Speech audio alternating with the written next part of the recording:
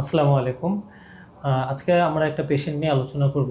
আমাদের দেশে সবচেয়ে কমনলি যেই কোমর ব্যথার যে সমস্যাটি আমরা পাই, PLID, prolapse lumbar intervertebral disc, যেখানে আমাদের হাড়ের মাঝখানে আমাদের কোমরে যে ভার্টিব্রাগুলো থাকে, ভার্টিব্রার মাঝখানের যে ডিস্কটা থাকে, অনেক সময় ডিস্কটা পিছনে সরে গিয়ে নার্ভে কম্প্রেশন দেয়। তো এমন একটি পেশেন্ট নিয়ে আজকে আমরা আলোচনা করব।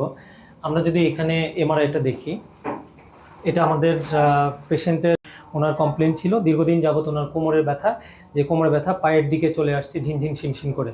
তো আমরা যখন এমআরআই করলাম, এমআরআই আমরা এই যে এখানে দেখতে পাচ্ছি যে এই যে এগুলো হচ্ছে আমরা ভার্টিব্রা বলি, হাড়গুলো আমরা যদি একটু পয়েন্ট আউট করি, এগুলো হচ্ছে আমাদের কোমরের হাড়।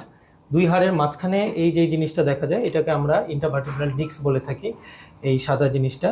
তো অনেক সময় এই দুই হাড়ের মাঝখানের যে ডিস্কটা অনেক কারণে, অনেক সময় আমরা সামনের দিকে ঝুঁকে ভারী কাজ করতে গেলে, বা অনেক সময় আমরা যদি কোনো আঘাতজনিত কারণে হতে পারে, বা যারা দীর্ঘ সময় যাবৎ বসে কাজ করে তাদের ক্ষেত্রেও এই ডিস্কটা বের হয়ে যেতে পারে পিছন দিকে।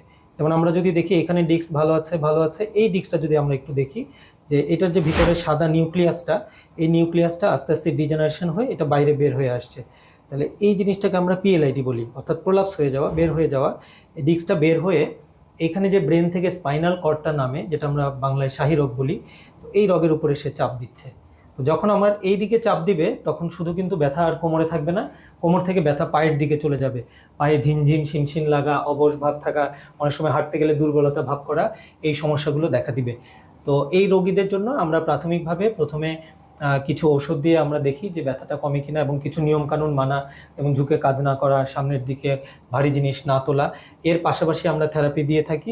এরপরে যদি ইমপ্রুভমেন্ট না হয়, তখন আমাদের আরেকটা প্রসিডিউর আছে, যেটা হচ্ছে যে জায়গায় আমার ডিস্কটা বের হয়ে আসছে, আমরা আল্ট্রাসাউন্ড মেশিনের মাধ্যমে এই জায়গায় ইনজেকশনের মাধ্যমে ওষুধ দিয়ে আসি। সার্জারির পূর্ববর্তীতে এটি খুবই ভালো কাজ করে। আমাদের পেশেন্টের বর্তমানে যে কন্ডিশন, এই অবস্থায় আসলে সার্জারি প্রয়োজন নেই, এটা আমরা কনজারভেটিভ ট্রিটমেন্টে যাব।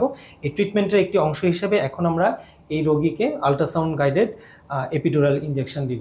আমরা যে রোগী নিয়ে কথা বলছিলাম, ওনার ক্ষেত্রে আমরা এখন যেটা করব, যে ওই যে ডিস্কটা ওনার বের হয়ে আসছে, সেটার জন্য আমরা এখন আল্ট্রাসাউন্ড গাইডেড প্রসিডিউর করব। তো আমরা ওনার মুখ থেকেই শুনি আসলে ব্যথাটা কতদিন ধরে ছিল। আপনার কোমর ব্যথা কতদিন ধরে?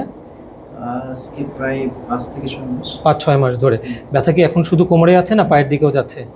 আগে পায়ের দিকে বেশি যেত, এখন কোমরে পায়ে বেশি হচ্ছে, না কম হয়, কোমরে হচ্ছে। তার মানে ওনার কোমরে ব্যথা পায়ের দিকে যাচ্ছে, যেটাকে আমরা লাম্বাগো সায়াটিকা বলি আমরা। আচ্ছা, এখন আমরা ওনার ক্ষেত্রে আমরা আল্ট্রাসাউন্ড গাইডেড প্রসিডিউরে যাব। আমরা জাস্ট এখানে দেখব যে আসলে আমরা কিভাবে স্পেসগুলো দেখি।